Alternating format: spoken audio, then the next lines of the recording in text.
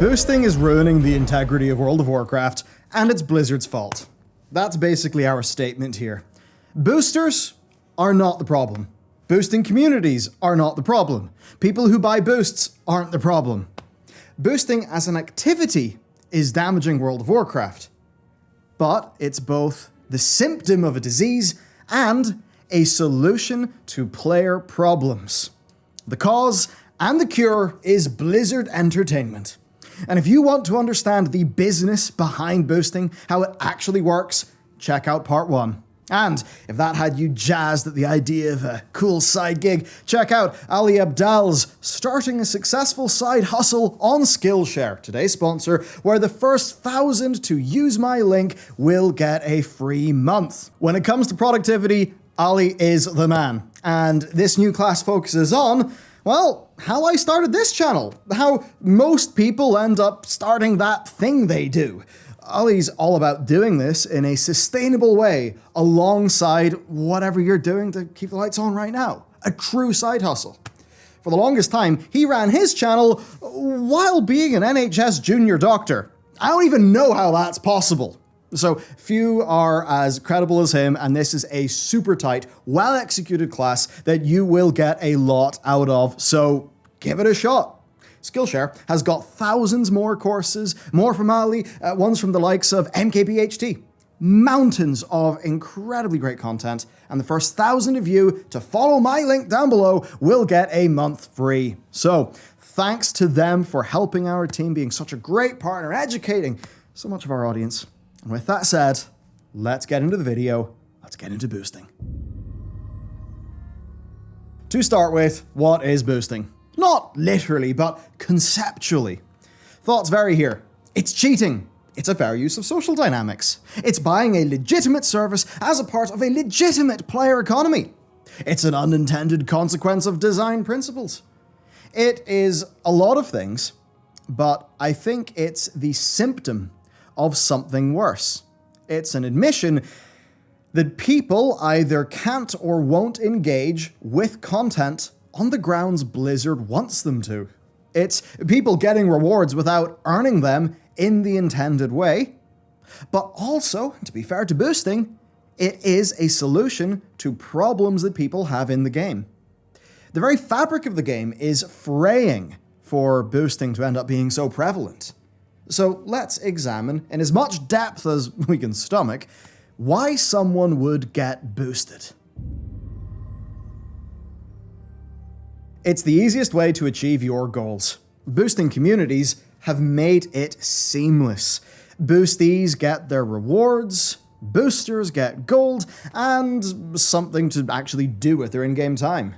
The community gets a cut of every boost that they organize, so they sit on billions of gold, and maybe even are making some money in the side. But as we've discovered, it actually goes a bit deeper than that. Note that this is not an opinion on boosting or the quality of players who are boosted. We'll get to that. This is just an observation about player behavior and systems. Imagine a world where you can guarantee that every player is at least as good as you, but mostly far better. You will never be held back by someone else's mistake. The tank in your Mythic Plus run won't have to leave because his baby just woke up or someone was at the door. You won't lose an evening to a heroic pug that disbands at Painsmith. You can just log in, get a group, and play the game without a care, without a stress. To live this kind of WoW life, you could join an absolutely excellent guild or foster a relationship with a fantastic group of online friends and hope they're actually online. Or you could pay for a boost at any time of day or night. It's easily the most efficient way to play the game, see the content, and get those rewards. The same goes for the boosters. Why would you bother doing a Mythic Plus 15 normally if you can do it and get paid for it? If you pug, you have 4 unreliable players. If you do a boost, you have 1 unreliable player and 3 other proven players, and you're going to get paid. The same goes for boosters who want to play on their alts. They're already in the community. They probably have plenty of gold. So why not just boost up your alts? It sure beats wasting your evening in pugs, right? We even have a lot of testimony from players that we've collected backing this feeling up. In essence, boosting is paid access to the elite premium experience. Pay a few 100,000 gold for an evening, and you are guaranteed a frictionless gameplay experience, and whatever rewards you want. What makes it worse is that it all happens in whispers and Discord, not through groups formed in general or trade chat, or even through the LFG tool. And this actually means that this upper echelon of WoW society is just unavailable to you if you are not boosting. And you won't even know about it. All you'll see is a bit of spam. And boy, actually, it is a lot of spam sometimes, isn't it? But what does this mean for players who do not boost? There's no way this bodes well, right? Boosting perverts the very idea of a video game.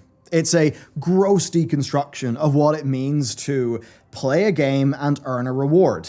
I think you could see a lot of people agreeing with that statement. In a way, you could say it's tantamount to cheating, like buying an Olympic medal on eBay or something like that, or, I don't know, buying your way onto a fantastic football team and getting carried. That's one way to look at it.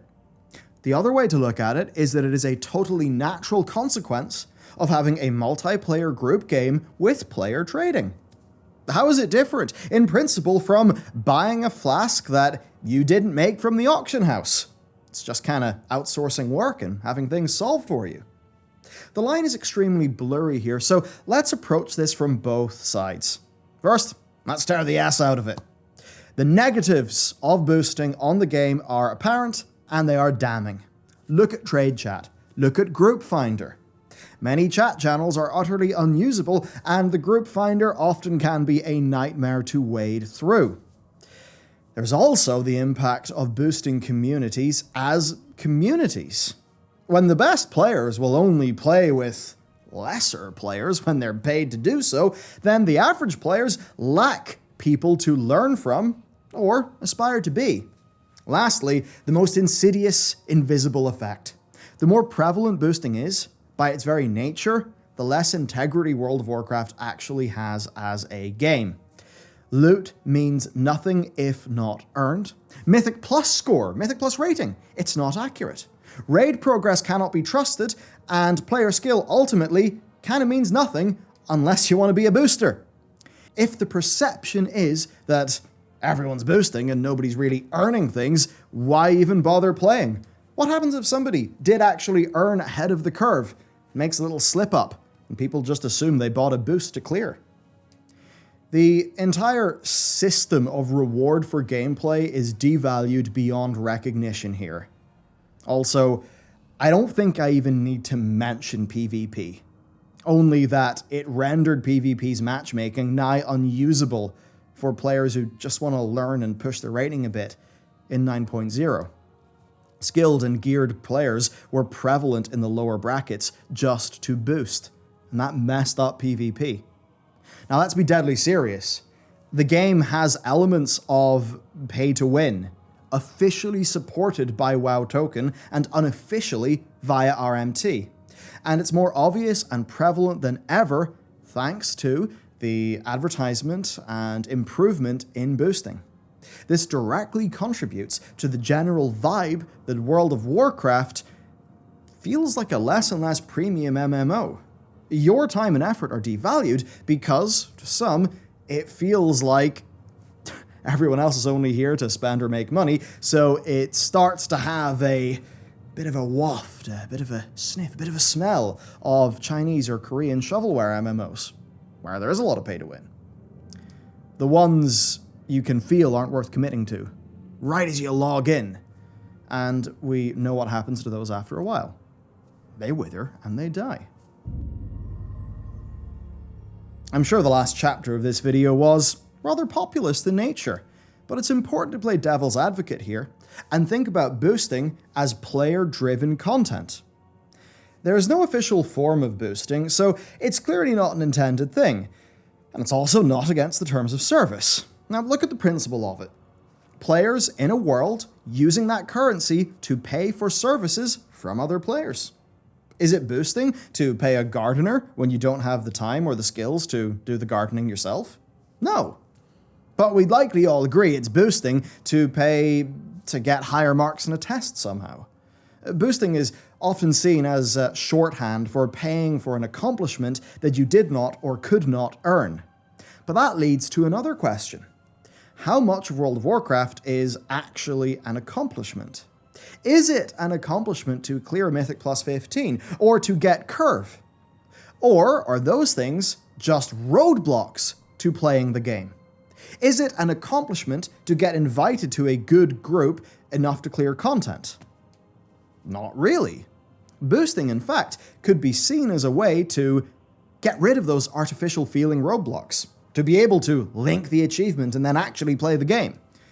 And to many people, that initial, perhaps artificial feeling community roadblock results in having to play the game for hours and hours every week just to keep up, or having to be, lucky enough to get invited to a competent group in a world where leaders only take the very best and it's hard to prove yourself.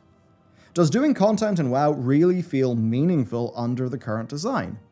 Perhaps not always. In fact, we can actually hear this from the horse's mouth. The Hukan boosting community shared with us the results of a survey that they took from their own community, asking what effect boosting actually has on them and if it benefits Blizzard in any way. And reading this, it was genuinely eye-opening, and we'll try to share that same feeling. On the side of the boosties, they say exactly what we all would expect.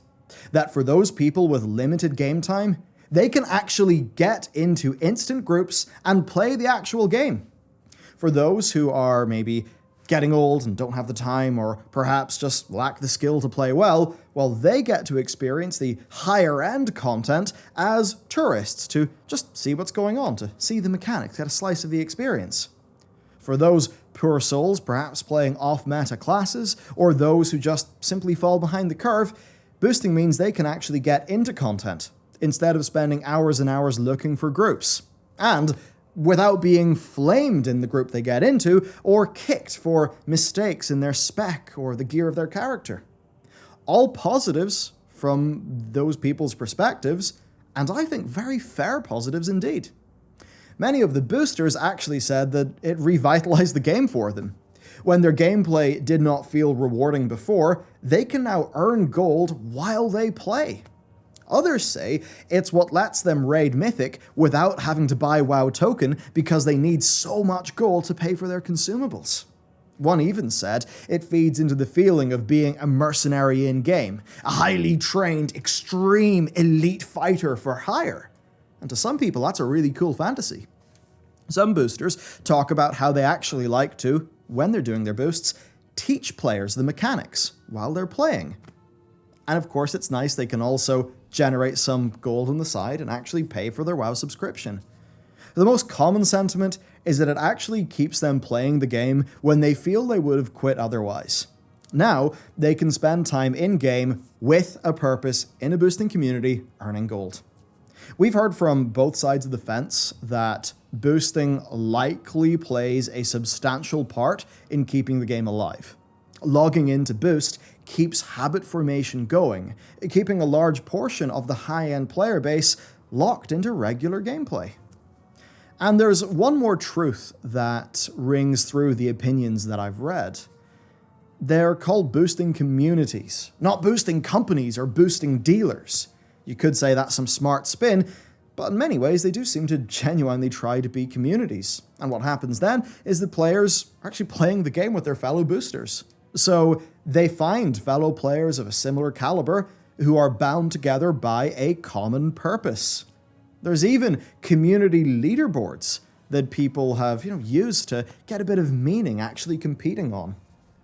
From one side, that's a cynical technique to motivate freelancers. From another side, it's a way to add value to people's game time. So boosting then does have obvious and clear positives for those who engage in it. But let's try to examine those positives further, because we might actually learn something. Boosting exists across virtually every online game, and it's as much a plague on the likes of League of Legends and CSGO as it is here for us. It could be a symptom of how, well, things are changing and how games are actually played.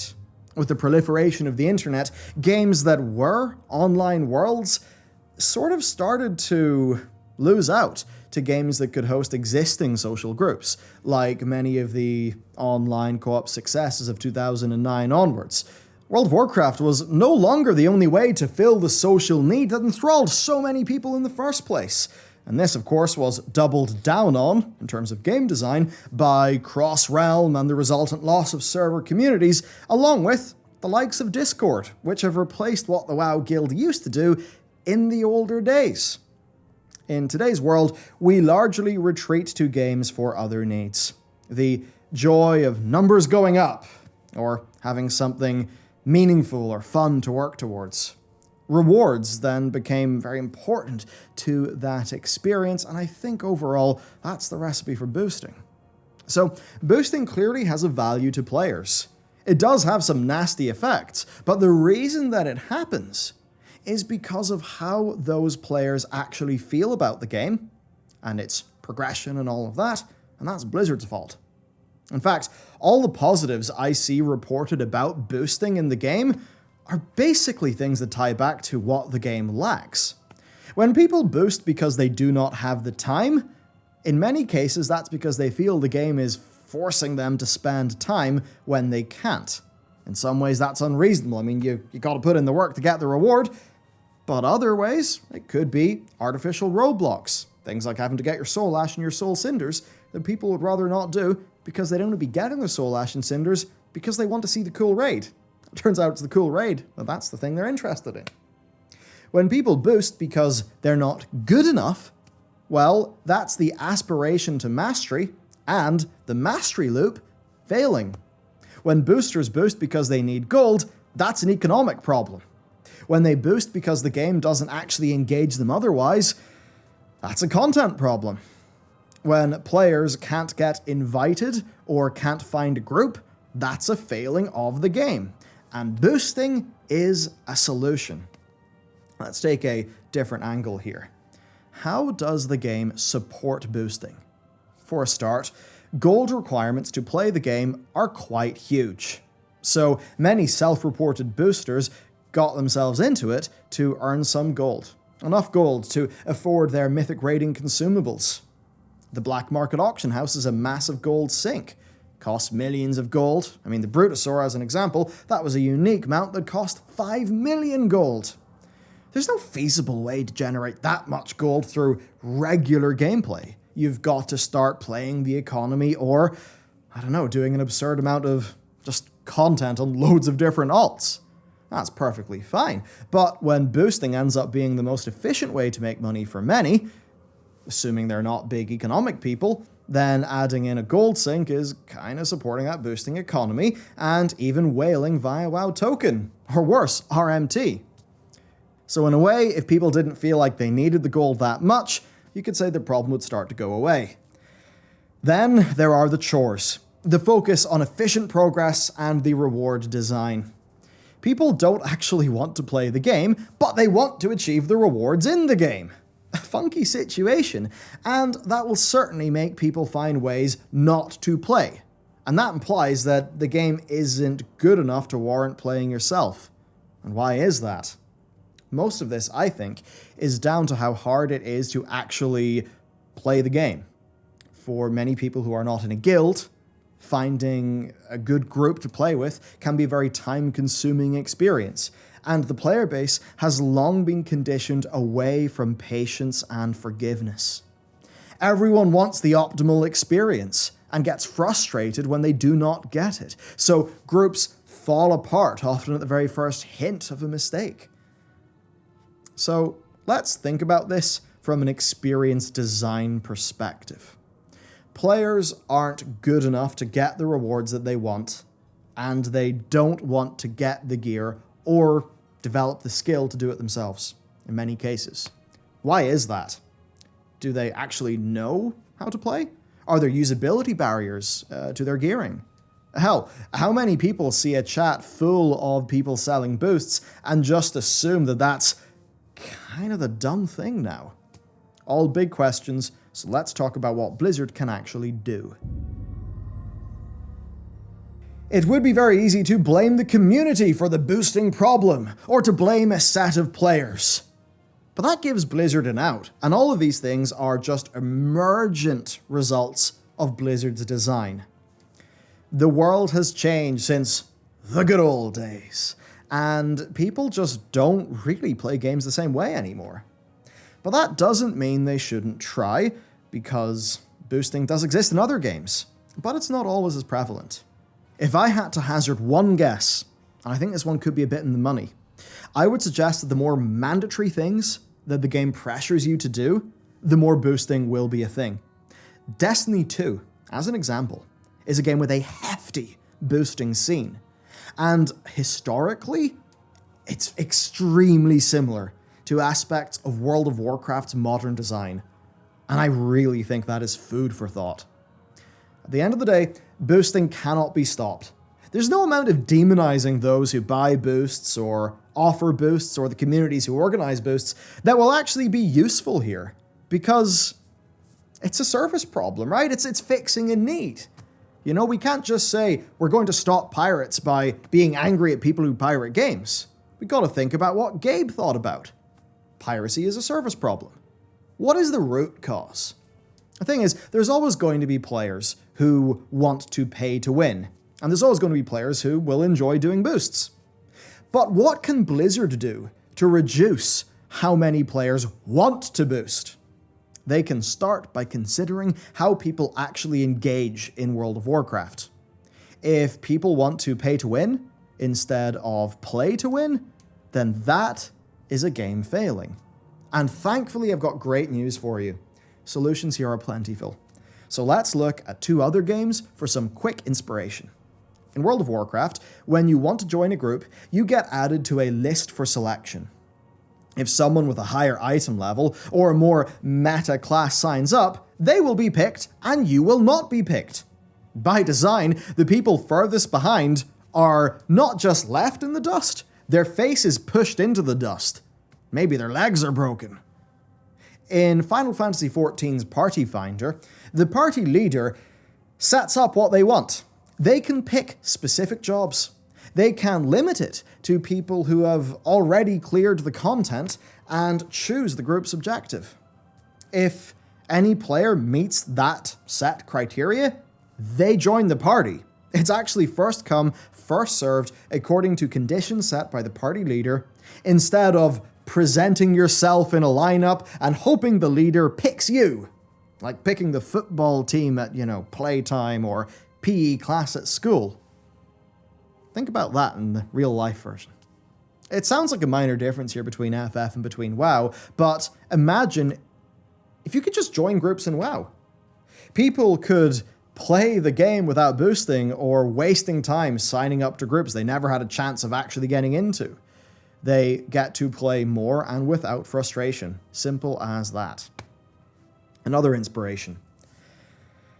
Communication in World of Warcraft is extremely awkward mid-combat.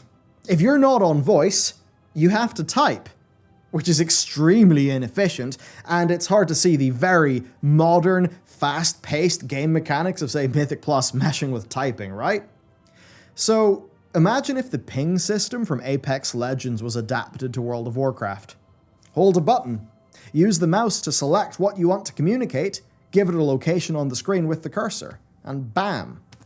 You could have a similar effect with world markers, but that's just a color and a shape. It's not exactly an indicator of intent. Imagine a please be careful area ping, or a go this way ping. Seriously?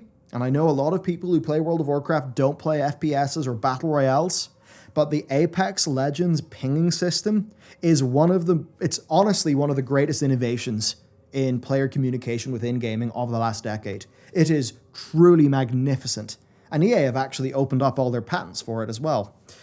So, with a system like this, you can communicate simple things without having to type and hoping that you're with somebody who actually looks at chat. So wouldn't the World of Warcraft version of an Apex Legends ping system massively improve dungeons, massively improve the average pug group? Efficient and effective tools are extremely important, and WoW is still running in a very early 2000s feeling UI, fundamentally. And how do we solve the problem of forcing people to spend time when they can't? Easy. Stop tying so much gear progress to great vault drops. Let people play the game at roughly their own pace. Incentivize regular play without the fear of missing out to drive it home.